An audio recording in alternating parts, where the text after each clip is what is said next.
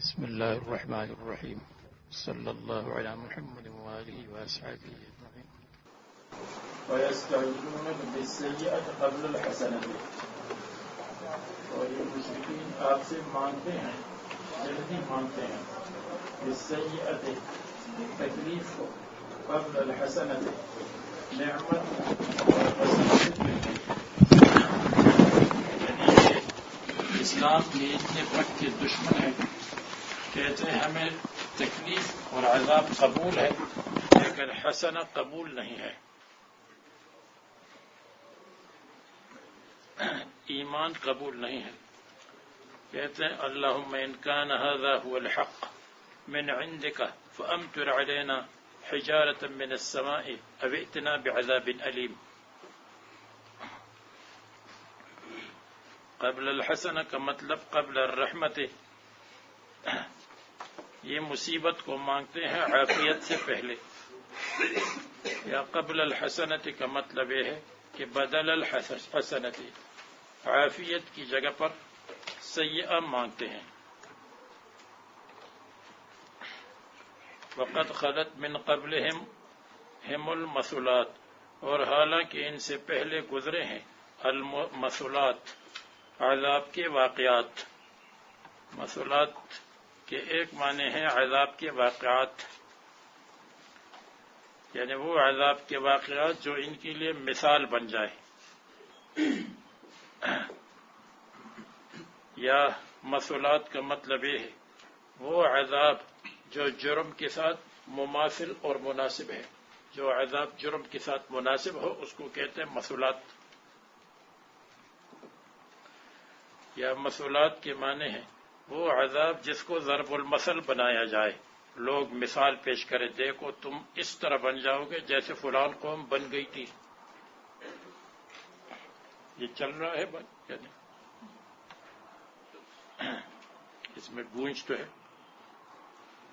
تو مثلات کی تین معنی ہو گئے، وہ عقوبات اور سزائیں.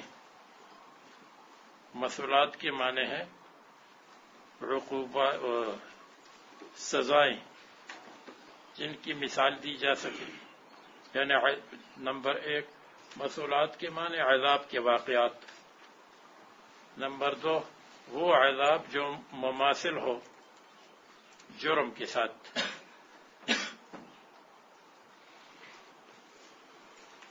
اور جیسے لوط علیہ السلام کی قوم کو اوپر کو نیچے کر دیا گیا، اور نیچے کو اوپر، زمین کو اوپر کر دیا گیا، ان کو نیچے کر دیا گیا، اس لیے کہ وہ مردوں کے ساتھ یہ کام کرتے، جو مرد اونچا ہے اس کو نیچے کرتے تھے.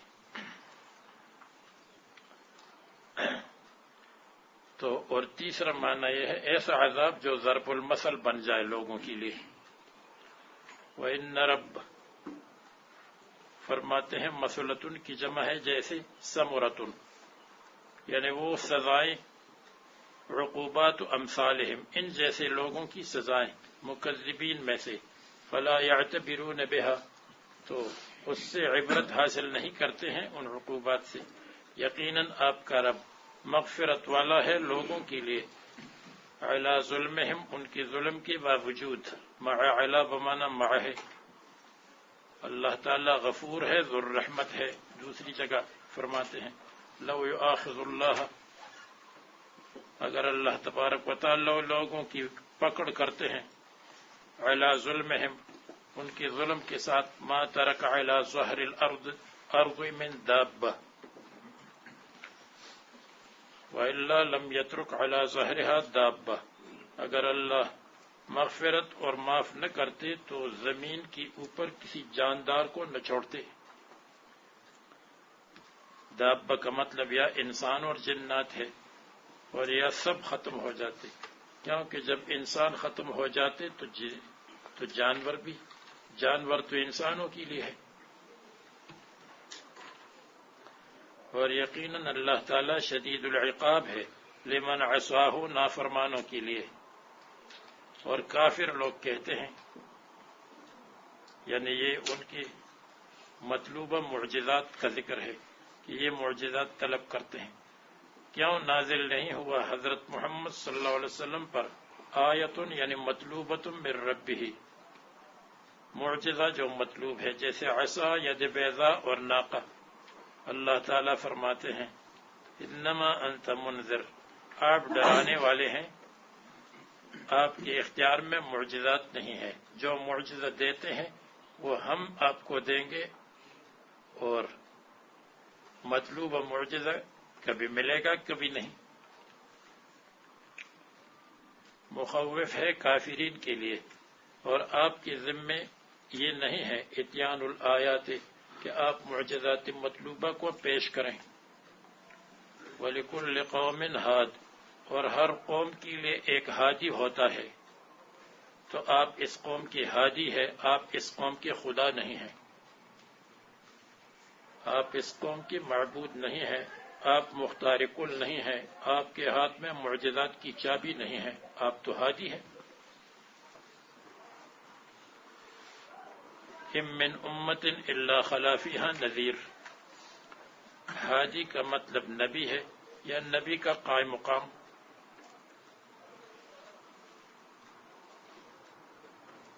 یدعوہم الی ربہم، جو اللہ تعالیٰ کی طرف لوگوں کو بلائیں گے، بما یعطیہ من الآیات، ان معجزات کے ساتھ جو اللہ تعالیٰ دیتے ہیں۔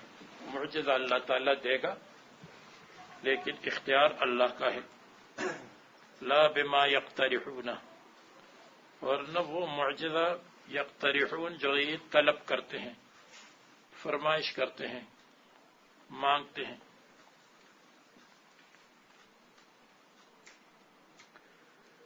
تو ما قبل میں اللہ تبارک و تعالیٰ کی قدرت کا ذکر ہے کہ اللہ تبارک و تعالیٰ قادر ہے، اور اللہ تعالیٰ کے اختیار میں عذاب ہے۔ اب فرماتے ہیں عالم الغیب ہے، اللہ تعالیٰ جانتا ہے یا جانتے ہیں ما تحمل کل انثی، وہ جو پیٹ میں اٹھاتی ہے ہر مادہ، جو مادہ حمل اٹھاتی ہے، تو وہ اللہ تعالیٰ کو معلوم ہے کہ مذکر ہے یا مؤنث ہے، ایک ہے یا متعدد ہے، گورا ہے یا کالا ہے، چھوٹا ہے یا بڑا ہے، خوبصورت ہے یا بدصورت ہے، خوش قسمت ہے یا بد قسمت ہے، ذہین ہے یا غبی ہے۔ یہ تمام تفصیلات اللہ تعالیٰ جانتے ہیں، کسی ایک سرے میں یہ تفصیلات نہیں آ سکتی۔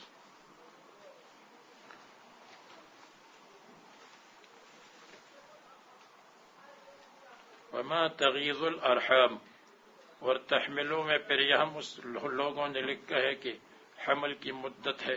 امام شافعی، امام احمد کی نزدیک اکثر مدت 4 سال ہے، ابو حنیفہ کی نزدیک 2 سال ہے، اور امام مالک کی نزدیک 5 سال ہے، اور جدید تحقیق کے مطابق 108 دن سے زیادہ 108 دن سے زیادہ بچہ ماں کے پیٹ میں نہیں رہتا۔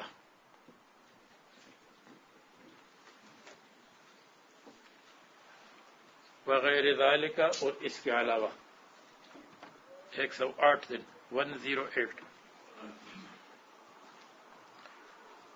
وما تغیض الارحام، اور جو ارحام خشک کرتے ہیں کسی حمل کو، رحم نے کسی بچے کو خشک کر دیا یا تغیض و کم کر دیا، تغیض و کم کرنا۔ تنقص الارحام، جو رحم کم کرتے ہیں تو ناقص بچہ گر جاتا ہے، یا مدت کم ہوتی ہے یا اعضاء کم ہوتے ہیں، یا تعداد کم ہوتی ہے، 2 کی جگہ 1، 3 کی جگہ 1۔ من مدت الحمل، حمل کی مدت کو جو کم کرتے ہیں وہ بھی اللہ جانتا ہے۔ وما تزداد، اور جو رحم بڑھاتے ہیں، مدت بڑھتی ہے، تعداد بڑھتی ہے۔ وَكُلُّ شَيْءٍ عِندَهُ بِمِقْدَارٍ، اور ہر چیز اللہ تبارک و تعالیٰ کے ہاں مقدار معین میں ہے۔ اللہ تعالیٰ نے پہلے سے مقدر کیا ہے، إِنَّا كُلَّ شَيْءٍ خَلَقْنَاهُ بِقَدَرٍ، بقدر، مقدار کا مطلب خاص مقدار، وحد اور اس کے خاص حد ہے، لا يتجاوزہ کہ چیز اس حد سے تجاوز نہیں کرتی۔ اللہ تعالی عالم الغیب ہے، جو تم سے غیب ہے وہ جانتا ہے، والشہادت جو تمہارے سامنے حاضر ہے وہ بھی، ما غاب و ما شوہد۔ الکبیر اللہ تعالی عظیم الشان ہے، المتعال اپنے مخلوق سے بلند و بالا ہے، مرتبے کے اعتبار سے اونچا ہے، بالقہر غلبے کے ساتھ۔ متعال اور متعالی دونوں ہے، یا اور بغیر۔ سواء منکم اللہ تعالیٰ اتنے بڑے عالم الغیب ہے کہ برابر ہے تم میں سے، من اسر القول جو چھپاتا ہو بات کو، ومن جہر بہ اور جو زور سے پکارتا ہو، سب اللہ تعالیٰ جانتا ہے، کوئی بات کو چھپاتا ہو یا کوئی بات کو آواز دے کر کہتا ہو۔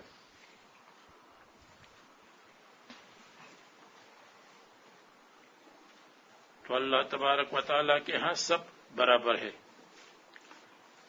من اسر القول ومن جہر بہ مبتدا اور سواء منکم خبر مقدم، اور باقی ترکیب حاشیہ میں دیکھتے جاؤ۔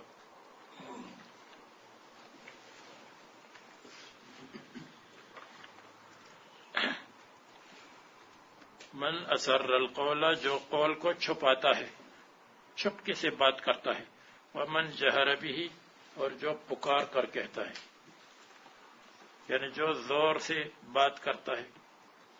ومن ہوا مستخف باللیل اور اللہ تعالیٰ اس کو بھی جانتا ہے، مستخف باللیل جو چھپتا ہے رات کو چھپا کر کے چوری کرتا ہے، رات کو چھپا کر عبادت کرتا ہے، رات کو چھپ کر کوئی اور کام کرتا ہے، اللہ تعالیٰ جانتا ہے۔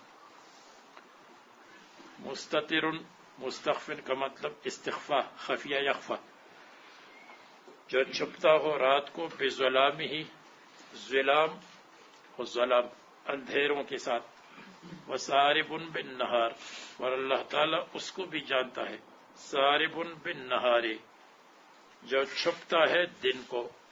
سارب ایک معنی یہ ہے سرب یسرب، سرب کہتے ہیں ٹنل کو، تو دن کے وقت جو ٹنل میں چھپ کر جاتا ہے اور دن کے وقت جو اپنے آپ کو چھپاتا ہے وہ بھی اللہ تعالیٰ جانتا ہے۔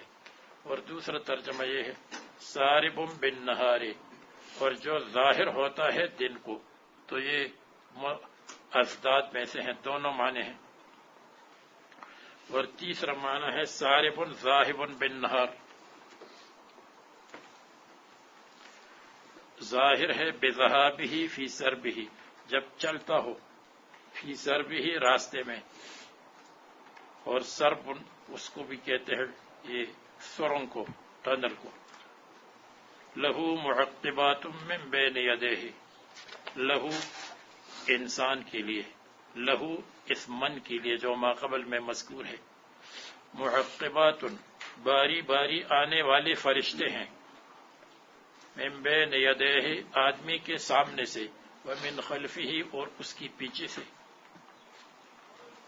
معقبات اعتقاب سے ہے، ما یعتقبون جو باری باری آتے ہیں، جیسے حدیث شریف میں آتا ہے کہ صبح کو فرشتے فجر کی نماز کے وقت آتے ہیں اور رات والے جاتے ہیں، اور فجر کی نماز میں دونوں ملتے ہیں، اور اسی طرح عصر کی نماز میں دن والے جانے کی تیاری ہے اور رات والے آنے کی تیاری آ جاتے ہیں، اور عصر کی نماز میں سب کی ملاقات ہوتی ہے، اس لیے ان دونوں نمازوں کی جماعت کا اہتمام کرو۔ تو یہ معقبات، اور یہاں اور حفاظت کرنے والے فرشتے مراد ہیں۔ یہ تو وہ فرشتے ہیں جو فرشتے کاتبین اعمال ہے، اور اس کے علاوہ دوسری فرشتے بھی۔ تو دو فرشتے کاتبین اعمال ہیں، ایک دائیں طرف ایک بائیں طرف، کاتب الحسنات کاتب السیئات، اور دو فرشتے محافظ ہیں، ایک آگے سے اور ایک پیچھے سے، اور دن کو اور رات کو، تو کل 8 ہو گئے، اس لیے کہ کاتبین 2 ہے دن کو، اور رات کو 2 ہے، اور یہ جو ہے 2 محافظ بالنہار ہے اور 2 محافظ باللیل ہے، تو 8 ہو گئے۔ بعض نے زیادہ بھی کہا ہے، تفاسیر میں لکھا ہے۔ تو کاتبین اعمال بھی ہوتے ہیں اور محافظین بھی ہوتے ہیں، اس لیے بعض مرتبہ آدمی حیران رہ جاتا ہے کہ فلان آدمی نے پتھر مارا، پتھر لگا اور آنکھ کو لگنا چاہیے تھا، لیکن معلوم نہیں آنکھ کو کیوں نہیں لگا، آگے پیچھے لگ گیا۔ ایسا ہوتا ہے بہت مرتبہ۔ ہاں، جب اللہ کی تقدیر آتی ہے تو پھر حفاظت اٹھائی جاتی ہے۔ من بین یدیہ یعنی من قدامہ آگے، ومن خلفہ اور پیچھے سے، یحفظونہ جو حفاظت کرتے ہیں اس من اور انسان کے، من امر اللہ بامر اللہ اللہ تعالی کے حکم سے، لامر اللہ، یا من امر اللہ من بأس اللہ اللہ کی طرف سے جو تکالیف مقرر ہے، عقوبت، سزا، تکلیف، مصیبت، اس سے، بے امرہ من الجن جنات سے اور وغیرہم سے۔ ان اللہ لا یغیر ما بقوم حتی یغیروا ما بانفسہم، اور اللہ تعالی قادر ہے ہر چیز پر۔ ان اللہ لا یغیر ما بقوم، یعنی ما قبل میں یہ بتایا کہ اللہ قادر ہے، سب کچھ کرنے والا ہے، پھر تو ہمارے پاس کچھ بھی نہیں رہا۔ کہتے نہیں، تمہارے پاس تو اختیار ہے، اپنے اختیار سے کرتے ہو۔ یقیناً اللہ تبارک و تعالی تبدیل نہیں کرتے ہیں ما بقوم جو قوم کے پاس ہے، کسی قوم کے پاس، لا یسلبہم نعمتہ اپنی نعمت کو سلب نہیں کرتے، حتی یغیروا ما بانفسہم یہاں تک کہ تبدیل کر لے لوگ ما بانفسہم جو ان کے پاس ہے خود۔ تو اس کے ایک معنی یہ ہے کہ اللہ تعالیٰ نعمت کو مصیبت میں تبدیل نہیں کرتے جب تک لوگ شکر کو ناشکری میں تبدیل نہ کریں۔ جب لوگ شکر کو ناشکری میں تبدیل کر دیں تو اللہ تعالیٰ نعمت کو مصیبت میں تبدیل کرتے ہیں۔ لا یغیر ما بقوم نعمت حتی یغیروا ما بانفسہم جو ان کے پاس ہے شکر، ناشکری میں، یہ معنی ہوگا۔ دوسرا معنی یہ ہے اللہ تبارک و تعالی حالات کو تبدیل نہیں کرتے، لا یغیر ما بقوم جو قوم کے حالات ہیں، حتی یغیروا ما بانفسہم جب تک یہ اس کی تبدیلی کی کوشش نہ کرے، حتی یغیروا یعنی حتی یجتہدوا فی تغییر ما بانفسہم۔ اللہ تعالی حالات کو تبدیل نہیں کرتے جب تک خود حالات کو تبدیل کرنے کی کوشش آدمی نہ کرے۔ جیسے حدیث میں آتا ہے، جب لوگ کسی ظالم کو دیکھ لے اور اس کے ہاتھ کو نہ پکڑے تو قریب ہے کہ اللہ تعالیٰ سب پر عذاب ڈالیں گے، یعنی لوگوں کو چاہیے کہ اس کے ہاتھ کو روک دے تو اس کا ہاتھ رک جائے گا، کوشش کرنا چاہیے۔ تو یہ نہیں کہ بھی میرے لیے دعا کرو کہ میں نمازی بن جاؤں، میرے لیے دعا کرو کہ میں متقی بن جاؤں، میرے لیے دعا کرو کہ میں داڑھی رکھوں، نہیں، اس کے لیے کوشش کرنی پڑے گی۔ جب کوشش کریں گے، ارادہ پکا کریں گے تو اللہ تبارک و تعالیٰ کی طرف سے توفیق ملے گی۔ اور تیسرا معنی یہ ہے، یقیناً اللہ تبارک و تعالیٰ لا یغیر ما بقوم کسی قوم کے حالات کو تبدیل نہیں کرتے، حتی یغیروا ما بانفسہم یہاں تک کہ یہ تبدیل نہیں کریں گے ما بانفسہم جو ان کے اندر ذہنیت، جو ان کی اندر ہے، ان کے دل ہے، یعنی آپ ان کے دلوں کو بدلنے کی کوشش کریں، ان کے نفس کو بدلنے کی کوشش کریں تو پھر حالات خود بخود تبدیل ہو جائیں گے۔ تیسرا مطلب ہے ذہن بدلے گا تو حالات بدل جائیں گے. مثلا کوئی طالب علم نہیں پڑھتا، ہم کہیں کہ پڑھو، وہ نہیں پڑھتا، پڑھو بالکل نہیں پڑھتا. تو بعض مرتبہ ایسا ہوتا ہے کہ اس کو جماعت میں بھیجتے ہیں، اور جماعت میں جب 4 مہینے لگاتا ہے تو اس کا ذہن دینی بن جاتا ہے، علمی بن جاتا ہے. پھر خود بخود آ کر کہتا ہے مجھے داخل کر دو اور میں پڑھوں گا. تو اس کا ذہن بن گیا، اس کا ذہن دینی بن گیا، علمی بن گیا، اس کے ذہن میں دین کا یقین پیدا ہو گیا، پھر کام بن جائے. یہ تیسرا مطلب زیادہ اچھا معلوم ہوتا ہے. اس لیے یہ سب اچھے ہیں، اس لیے کہ قرآن کریم تو جامع ہے. تو لا یغیر ما بقوم من الاحوال والحالات والاعمال حتی یغیروا ما بانفسهم، جو ان کے اندر ذہن ہے. انفسهم میں ذہن ہوتا ہے. من الحالت الجمیلۃ بالمعصیۃ، جب اچھی حالت، یہاں تک کہ وہ تبدیل کرے حالت جمیلہ کو. حتی یغیروا ما بانفسهم من الحالت الجمیلۃ بالمعصیۃ، یعنی جب اچھی حالت کو معصیت میں تبدیل کرتے ہیں تو اللہ تبارک و تعالی پھر ان کے اوپر مصیبت لاتے ہیں. یہ پہلے معنی کی طرف اشارہ ہوا کہ جب شکر کی جگہ ناشکری کرتے ہیں تو اللہ تعالیٰ اچھی حالت کو برائی میں تبدیل کرتے ہیں.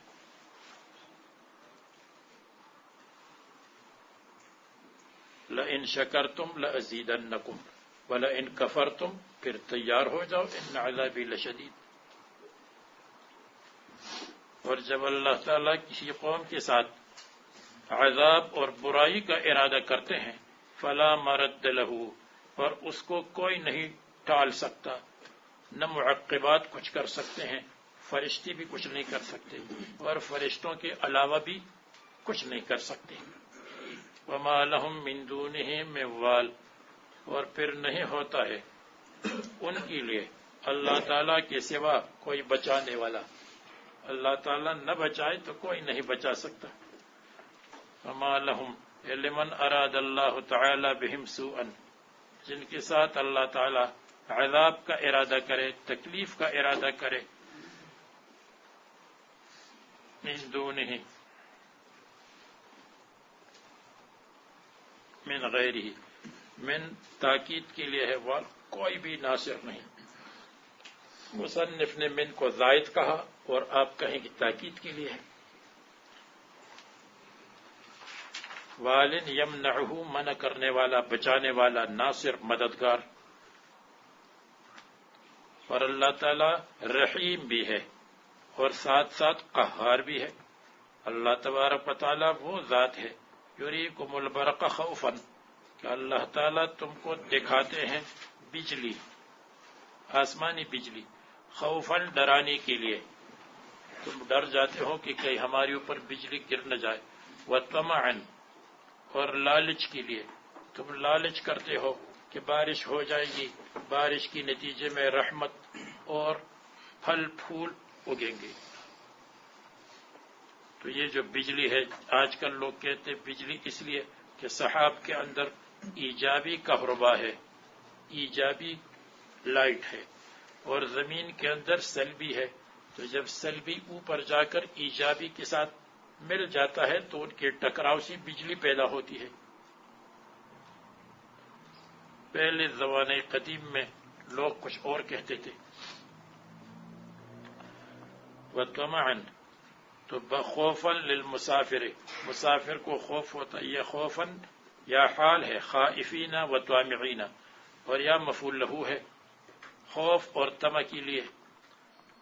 اور طمعا للمقیم، مسافر کو خوف ہوتا ہے من الصواعق، آسمانی بجلی سے، اور امید ہوتی ہے، طمعا لالچ، امید. مقیم کے لیے بارش میں، مقیم کی ضرورت نہیں ہے. وَيُنْشِئُ السَّحَابَ الثِّقَالَ، اور اللہ تعالیٰ پیدا کرتا ہے. جب درمیان میں پیدا کیا تو اس کے لیے انشاء کا لفظ آیا. السحاب الثقال، ان بادلوں کو جو بھاری بھاری ہیں. الثقال بالمطر، جو بارش کے ساتھ ثقیل اور بھاری ہیں. وَيُسَبِّحُ الرَّعْدُ بِحَمْدِهِ، اور یہ سورت کا نام سورہ رعد ہے۔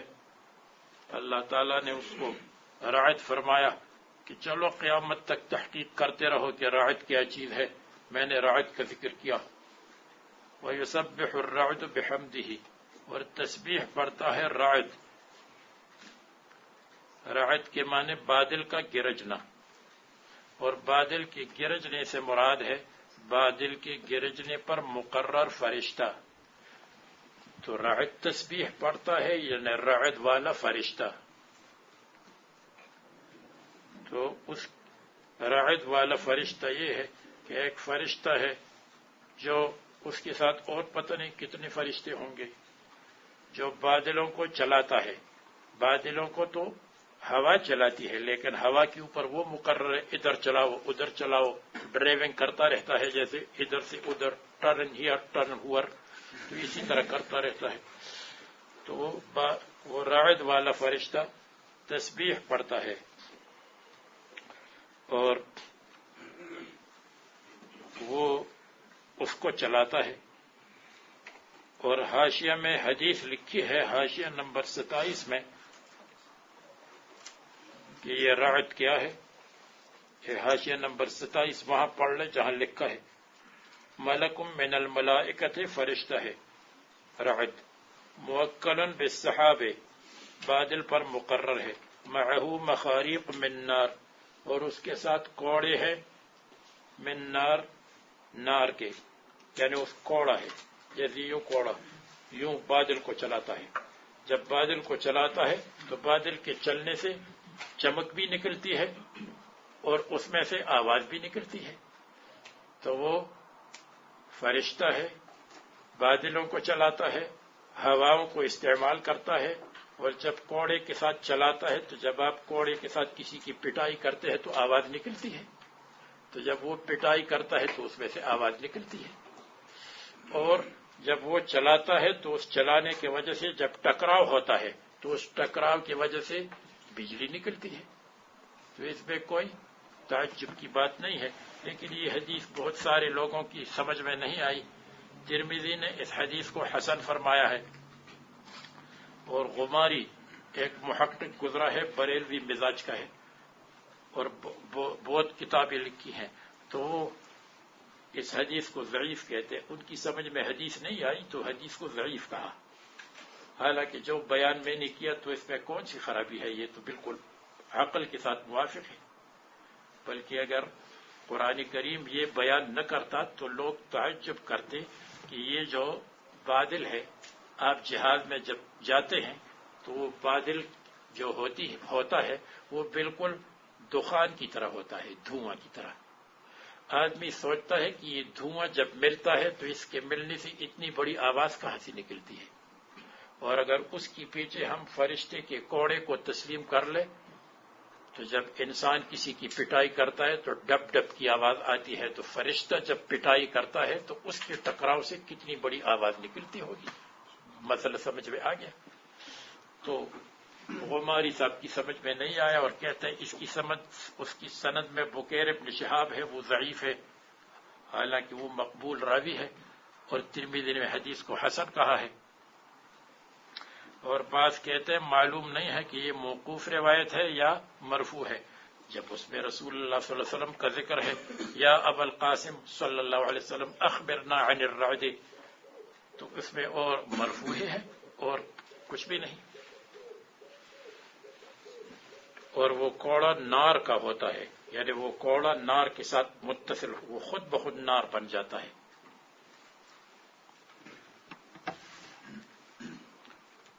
تو یہ آپ کو معلوم ہوا کہ سورت کا نام کیا اور رعد رکھا گیا، کہ اس میں اتنی حکمتیں ہیں، اتنی تفصیل ہے، اور ایسی باتیں ہیں جو قماری صاحب کی سمجھ میں بھی نہیں آئی، جو بہت بڑے مصنف ہے۔ تو اس لیے اللہ تعالیٰ نے اس سورت کا نام رعد رکھا کہ یہ سمجھ لو، سمجھنے کی چیز ہے، اس کی سمجھنے کے لیے بہت تدبر کی ضرورت ہے۔ وہ ملک موکل بالسحاب، بادل پر، یسوقہ، جو بادل کو چلاتا ہے۔ پھر اس حدیث میں یہ بھی ہے کہ اس کی آواز کیوں ہے؟ فرمایا زجرہ بالسحاب، جب وہ بادل کو ہٹاتا ہے اور چلاتا ہے تو اس سے آواز نکلتی ہے۔ تو فرماتے ہیں بحمدہ، اور وہ سبحان اللہ پڑھتا ہے لسان حال سے یا لسان قال سے، متلبسن بحمدہ، اور اگر متلبسن کی جگہ یہ کرے مشتغلن بحمدہ، ایسے حال میں کہ وہ فرشتہ مشغول ہے اللہ تعالیٰ کی حمد کے ساتھ، سبحان اللہ و بحمدہ۔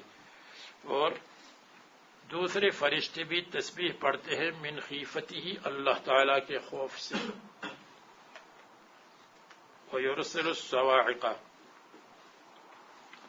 اور اللہ تبارک و تعالیٰ بھیجتے ہیں بجلیاں، آسمانی بجلی جو چمکتی ہے اس کو بھی بجلی کہتے ہیں، اور جو گرتی ہے کسی پر یا کسی جگہ پر اس کو بھی بجلی کہتے ہیں، کڑک۔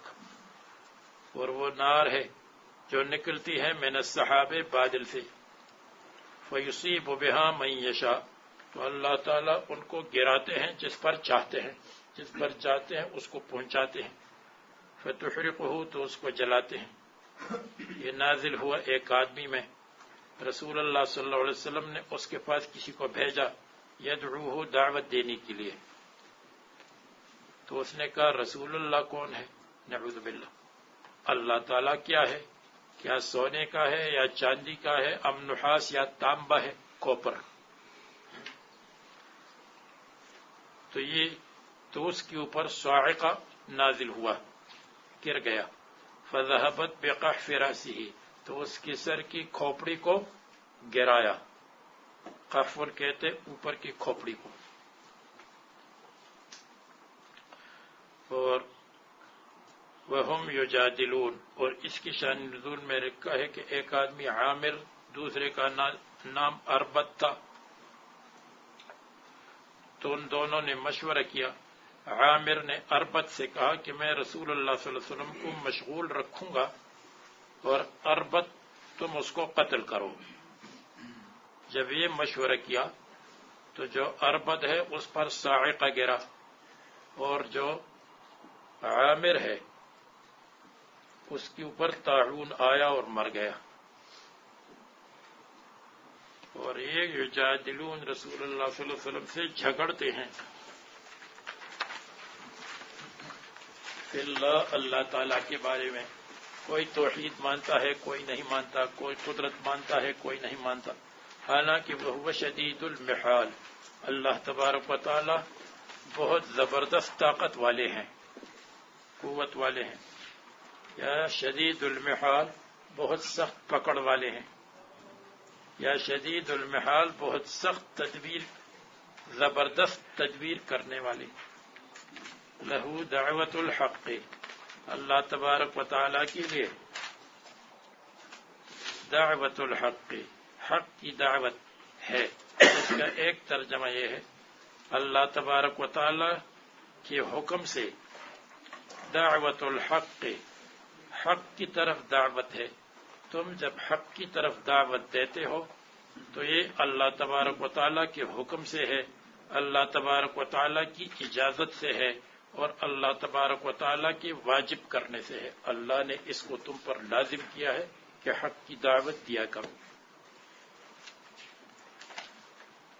دوسرا ترجمہ یہ ہے لہو للہ تعالی دعوت الحق الدعاء الحق، یعنی سچا پکارنا اللہ تعالیٰ کے لیے ہے، اور جو غیر اللہ کو پکارتا ہو اور غیر اللہ سے مدد مانگتا ہے وہ باطل ہے اور ناجائز ہے اور حرام ہے۔ تو اللہ سے مدد مانگنا دعوت الحق، یہ حق مدد مانگنا ہے، اور دوسروں سے مدد مانگنا یہ باطل اور ناجائز ہے۔ اور مصنف نے ترجمہ کیا کہ لہو کل دعوت الحق، یہ کلمہ حق جو لا الہ الا اللہ ہے، یہ اس کے ساتھ موصوف اللہ تعالی ہے۔ دعوت الحق سے مراد لا الہ الا اللہ محمد رسول اللہ، لا الہ الا اللہ اللہ تعالی کی صفت ہے۔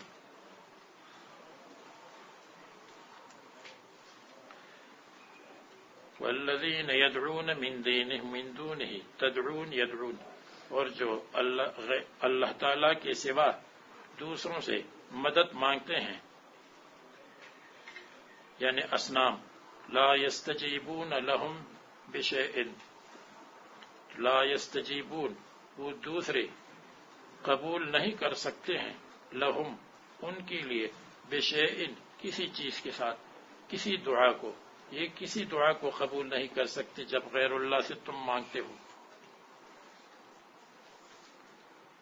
یا معنی یہ ہے سنتی نہیں ہے، یا یہ کہ اگر سن لے تو حاجت کو پورا نہیں کر سکتی، لا یستجیبون حاجت کو پورا نہیں کر سکتی ان کے لیے، بشیء کوئی بھی حاجت، چھوٹی بڑی کوئی حاجت اللہ تعالیٰ کے سوا کوئی پورا نہیں کر سکتا غائبانہ۔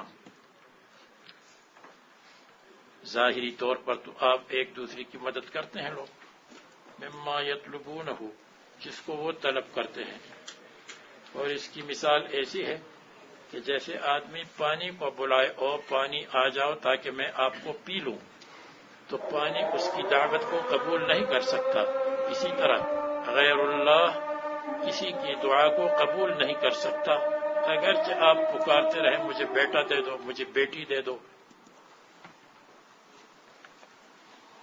اور اللہ کباسط کفے ہے مگر اس طرح قبول کرنا، کباسط کفے ہے جیسے آدمی اپنے ہتھیلی کو پھیلا دے، یعنی کاستجابت باسط کفے ہے جیسے اپنے ہتھیلی کے پھیلانے والے کا قبول کرنا، الی الماء پانی کی طرف، جیسے آدمی ہاتھ کو پانی کی طرف پھیلا دے، اے پانی میری دعا کو قبول کرو، اور آپ میری منہ میں پہنچ جاؤ، علی شفیر البیر کنویں کے کنارے پر، یدعوہ بلاتا ہے پانی کو، لیبلغ الماء فاہ تاکہ پانی پہنچے اس کی منہ کو، یا تاکہ یہ پہنچے پانی کو، لیکن یہ کبھی نہیں ہو سکتا، بارتفاعہ من البیر کہ وہ کنویں سے اٹھ جائے، اوپر آ جائے، کنویں سے اوپر آ جائے، الیہ داعی کے پاس، وما ہوا ببالغہ اور نہیں ہے پانی پہنچنے والا ہی باسط الید کو، یا ہی اس کی منہ کو، یا ما ہوا یہ نہیں پہنچتا پانی کو، پانی اس کو نہیں پہنچتا، یہ پانی کو نہیں پہنچتا، ببالغہ ایفاہ منہ کو، ابداً ہمیشہ، فکذالک اسی طرح ما ہم بمستجیبین لہم نہیں ہے غیر اللہ مستجیبین دعا قبول کرنے والے، حاجت پورا کرنے والے، لہم پکارنے والوں کے لیے۔ جو لوگ کہتے فلان جگہ غوث ہے مدد قبول کرتا ہے، اور فلان جگہ فلان ہے وہ مدد کرتا ہے، پتہ نہیں قرآن کریم کو پڑھتے نہیں ہوں گے، قرآن کریم میں کیا ہے، ایک جگہ نہیں، 20 جگہ نہیں، سینکڑوں جگہ نہیں، پورا قرآن کریم اس سے بھرا ہوا ہے، تو اس کو ہم کیسے نظر انداز کریں؟ اللہ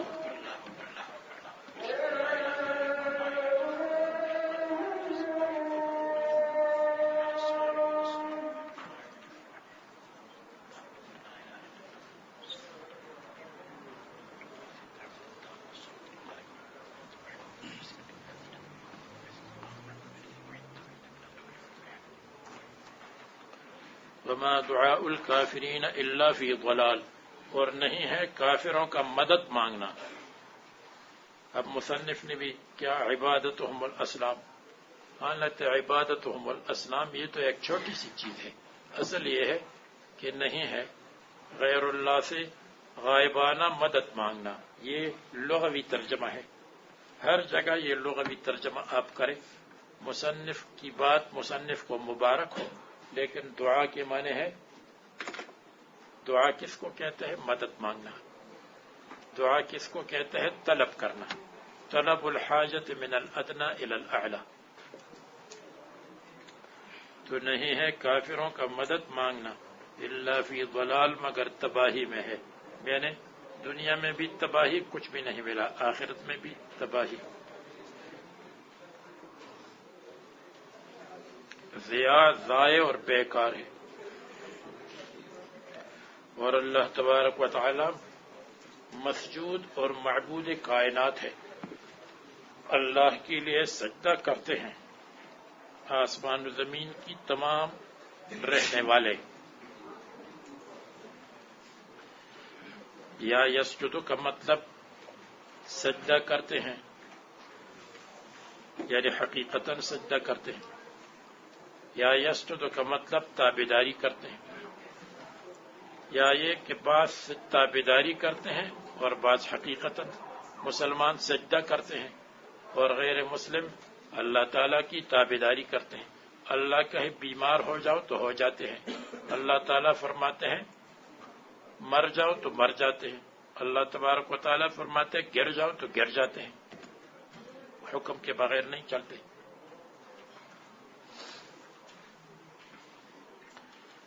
تو اللہ تعالیٰ یسجدو کا یہ ینقاد معنی کرو تو سب کو شامل ہو جائے گا، مسلم غیر مسلم کو. تابعداری کر انقیاد اور تابعداری کرتے ہیں آسمان و زمین والے طوعاً خوشی سے جیسے مومنین، و کرہن اور ناخوشی سے جیسے منافقین. یا مشرک جب مجبور ہو جائے تو اللہ تبارک و تعالیٰ سے مانگتا ہے، یا مجبور ہو کر کے مرتا ہے، مجبور ہو کر بیمار ہوتا ہے. ومن اکرہ بالسیف اور جو تلوار سے مجبور ہو جائے. ویسجد ظلالہم اور ان کے سائے بھی سجدہ کرتے ہیں. سایہ کا سجدہ کرنا یا حقیقتاً تبعا لصاحبہ، جب آدمی سجدہ کرتا ہے تو اس کا سایہ بھی سجدہ کرتا ہے. یا انقیاد اور تابعداری کے معنی میں ہے کہ سایہ بھی اللہ کا تابع ہے. اللہ تعالیٰ سائے سے فرماتے ہیں کہ تم مشرق میں ہو جاؤ تو مشرق میں، مغرب میں ہو جاؤ تو مغرب میں. بالغدو صبح کے وقت، والآصال اور شام کے وقت. اصیل کی جمع ہے، کہتے ہیں آصال اصول کی جمع ہے، اصول اصیل کی جمع ہے. عشایا آپ کہہ دیں اپنے قوم سے کہ رب السماوات والارض کون ہے. اگر یہ جواب نہ دے تو خود فرما دے اللہ. علم یقولو، کیونکہ کوئی اور جواب نہیں ہے. آپ ان سے کہہ دیں کیا تم نے بنایا ہے اللہ تعالیٰ کے سوا افتخذتم، یعنی اقررتم فتخذتم اولیاء محافظین اور مددگار اصنام جن کی تم عبادت کرتے ہو، جو مالک نہیں ہے اپنے لیے نفع اور ضرر کے. وترکتم مالکہما اور نفع ضرر کے مالک کو تم نے چھوڑا ہے. استفہام توبیخ کے لیے. آپ کہہ دیں کیا نابینا اور بینا برابر ہے کافر مومن، بلکہ کیا برابر ہے ظلمات اور نور؟ بالکل برابر نہیں.